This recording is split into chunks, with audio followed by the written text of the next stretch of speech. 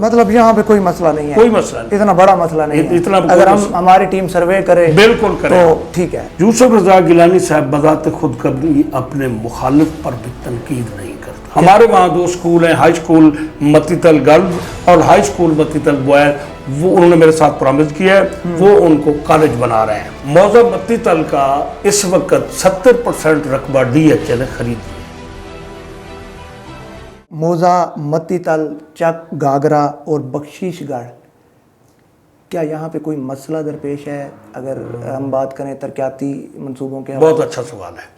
موضع متی تل کا اس وقت 70% رقبہ ڈی ایچ اے نے خرید لیا ہے۔ وہاں کی جو پاپولیشن ہے وہ دیگر ڈسٹرکٹ میں چلی گئی ہے۔ چلی گئی ہے۔ متی تل کے اس وقت صرف بائی نیم کہتے ہیں جس کو، نیم کی حد تک ایک بستی جال والا، اڈا آڑے والا، ٹھیک ہے، سیمن پل اور موزہ متی تل، یہ 4 آبادیاں چونکہ اڈا ہے یہاں لوگوں کے روزگار ہے، لوگوں کا سہولیات ہے، مطلب زندگی گزارنے کے لیے وہاں سے غلہ ملتا ہے، فصلوں کے لیے دان کھاد ملتی ہے، سب کچھ ملتا ہے۔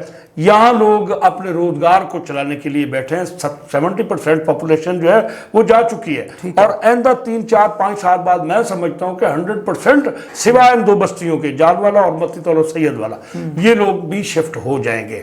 وہاں ضرورت بھی نہیں ہے آئندہ کے لیے۔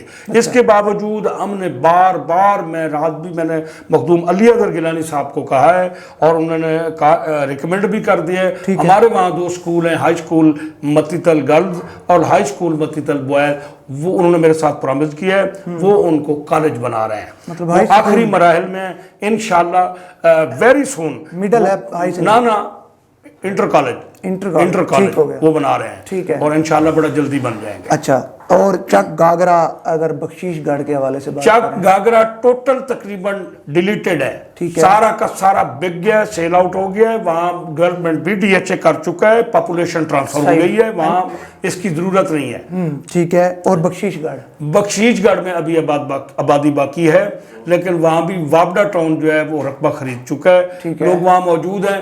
انشاءاللہ وہاں بھی ہم نے کہا ہے کہ جو مڈل سکول ہے، جو پرائمری ہے، ان کو اپ گریڈ کیا جائے۔ انہوں نے وعدہ کیا ہے کہ کمنگ الیکشن تک انشاءاللہ یہ سارے مسائل حل ہو۔ مطلب یہاں پہ کوئی مسئلہ نہیں ہے، کوئی مسئلہ نہیں، اتنا بڑا مسئلہ نہیں ہے، اگر ہماری ٹیم سروے کرے بالکل کرے تو ٹھیک ہے۔ بالکل۔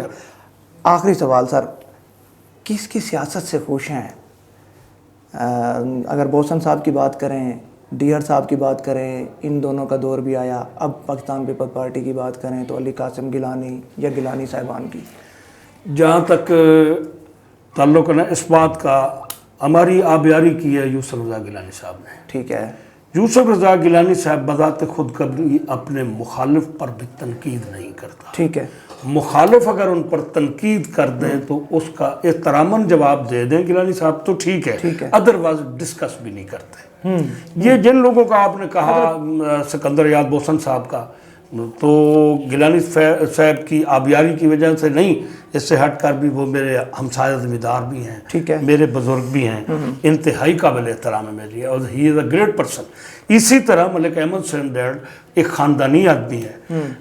راہ سیاست سے خوش رہنا، خوش رہوں یا ناراض رہوں گا گیلانی فیملی کے ساتھ، رہیں گے رہوں گا گیلانی صاحب، چلیں، مخدوم علی حیدر گیلانی صاحب، مخدوم علی قاسم گیلانی صاحب، ان کے ساتھ روٹھے ہوں کو منانا کیا یہ ضروری ہے؟ پارٹی قائدین کا یہ حق بنتا ہے، یا جو روٹھ گیا ہے وہ چلا گیا ہے، کسی اور پارٹی نے اگر اس کو لے لیا ہے تو جانے دیں؟ جو لوگ نہیں مناتے وہ فارغ بھی ہو جاتے ہیں، ٹھیک ہے، وہ علیحدہ ہو جاتے ہیں، پھر ان کے مختلف دوست جو ہوتے ہیں وہ چلے جاتے ہیں، جب وہ اگر ایکشن نہیں لیتے ان کو منانے کا، وہ ہاتھ دھو بیٹھتے ہیں سیاست سے۔ یہی وجہ ہے کہ ایک آدھی دفعہ روٹ کر بھی دیکھا ہے، جس طرح گیلانی صاحب انہوں نے، میں پہلے بھی عرض کر چکا ہوں، مزہ آیا ہے، بالکل ہے۔